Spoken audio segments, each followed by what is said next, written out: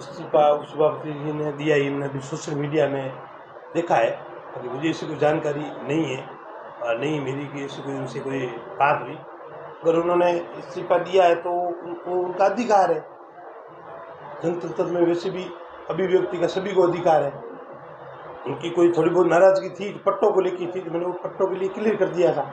यहाँ पे 6 पट्टी नहीं देकर, और माननीय विधायक साहब के साथ जो मीटिंग हुई थी उनके वार्ड में, उसमें कच्ची बस्ती थी, उसका कच्ची बस्ती का 200 वर्ग तक का पट्टा जो राजस्थान सरकार ने जो शिथिलताएं प्रदान की है उसके तहत, और जो उसके बाहर वाला क्षेत्र था सरकारी राज की भूमि का, उसमें फ्री होल्ड वाला गाइडलाइन तय भी होगी। उनकी बाढ़ की फाइलें भी आ गई और पट्टे भी वो लोग उन्हें लेकर जा रहे हैं। ऐसा तो कोई चीज़ नहीं है।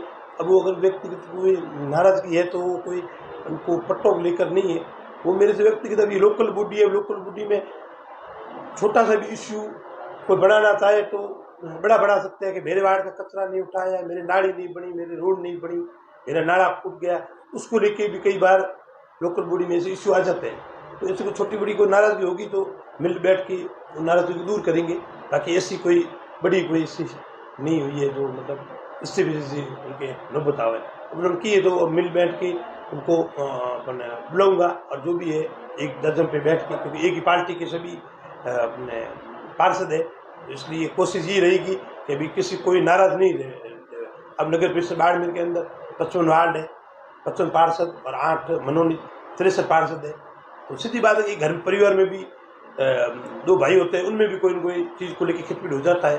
तो 63 है तो सभी की विचार अलग अलग होते हैं। तो किसी चीज़ को लेकर अगर नाराजगी हुई है तो मिल बांट के घर का मामला है, इससे कोई आपको सीधे सीधे आरोप लगाने के बिना पैसे की साइन नहीं होती।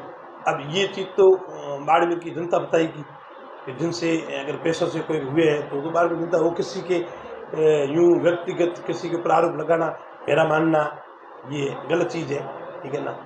आप भी काफ़ी समय से नगर परिषद में आपका भी आना जाना रहता है, तो आप जनता से रूबरू हो सकते हैं कि अगर कोई हमने पट्टों के लिए कोई पैसे लिए हैं कि माननीय विधायक साहब की और उनके मार्गदर्शन में और राजस्थान सरकार ने जो छूटें दी, उनमें हमारे राजस्थान के मुख्यमंत्री जी अशोक जी गहलोत साहब और यूडीएच मंत्री शांति धारीवाल साहब ने सख्त निर्देश थे कि आमदनी को ज़्यादा से ज़्यादा जो जहाँ बैठा है उसको पट्टा देना है।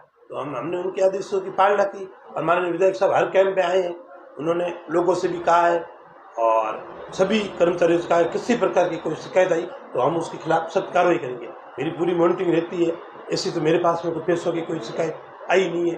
बाकी जनता, आप अभी आए हो तो आप देखो बाहर लाइनों में खड़ी है, आप किसी से पूछ सकते हैं कि भी उनके कोई पैसे लगे हो, तो मेरे संज्ञान में पैसों वाली बात आई नहीं है। सर, ये नाराजगी बहुत लंबी चल रही थी और उसके बाद 7-8 दिन पहले मेवाराम जी ने पूरे पार्षदों को और सबको बुलाकर वहाँ मीटिंग भी की थी, पर उसके बाद भी आज इस्तीफा देने तक की बात है। सर मैं आपको कह रहा हूँ ना कि उनका कोई व्यक्तिगत मामला होगा। बाकी तो मैंने कहा कि मीटिंग में जो पट्टों को लेकर बात थी तो मैटर क्लियर हो गया कि भी उनके आधे वार्ड में कच्ची बस्ती के पट्टे दे रहे हैं, आधे वार्ड में फ्री होल्ड के पट्टे, उसको लेकर वो कन्फ्यूज भी थे और हम भी क्लियर कर नहीं पा रहे थे कि भी हमारे यहाँ पे 28 कच्ची बस्तियाँ थी। तो सरकार ने अपना आदेश दिया कि आप कच्ची बस्तियों में अगर पक्के मकान बन गए हैं तो उनको अपनी नोटिफाई करके फ्री होल्ड का पट्टा, फ्री होल्ड का पट्टे का मतलब हुआ जो उस इलाके की निजी दर है उसका 10% लेकर आपको कब्जाधारक को अपने उसको रेगुलाइज करना है। तो वो कंफ्यूज हो रहे थे, हो गए नहीं यहाँ पे 6 नहीं लागू होता है, तभी 6 पट्टा जो शहर का पुराना परखोटा है उसमें मैक्सिमम 1585 खसरा आ रहा था, जो 1200 बीघों के करीब है। तो उसमें जो आ रहे थे उसमें हमने 69 पट्टे दिए, वहाँ पे आ नहीं रहे थे। तो वो हमारे काफी समय तक उप सभापति जी की नाराजगी चली, लेकिन वो भी माननीय विधायक साहब ने बैठ के और क्लियर करवा दिया। वो पट्टे भी हमने शुरू कर दिए।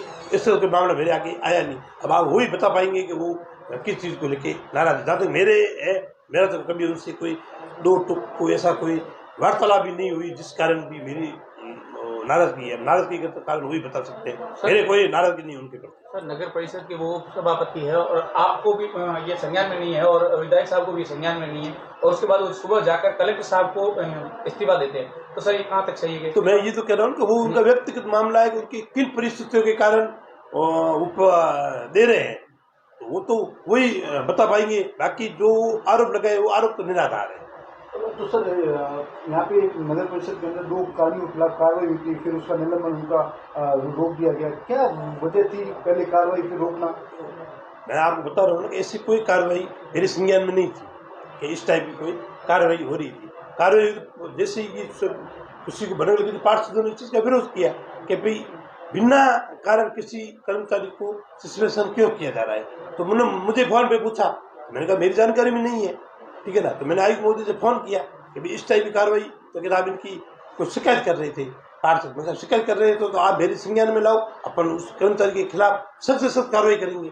तो पार्षदों ने उस चीज़ का विरोध किया कि साहब शिकायत कुछ नहीं है ना, कोई व्यक्तिगत किसी को टारगेट कर रहे हैं तो ये अच्छी बात नहीं है। हम सब मिलकर कार्य करेंगे और इसी को शिकायत आएगी तो सस्पेंड ऑर्डर को ये थोड़ी कि रुक गया तो वापिस होगा नहीं। अगर उनकी गलती है तो हम उसकी जांच कर रहे हैं, जांच में अगर वो दोषी पाए जाते हैं तो उनकी सस्पेंशन ऑर्डर नहीं बल्कि उनको यहाँ से निष्पादन करके और उनको उनकी सरकार को भेजा जाएगा कि उनको दूसरी जगह लगा है, उनके खिलाफ एपीओ कराए, उनको सस्पेंड कराए, जो भी सख्त कार्रवाई होगी। कि हम किसी तरह का भ्रष्टाचार बर्दाश्त नहीं करूँगा, नहीं भ्रष्टाचार करूँगा, नहीं किसी को करने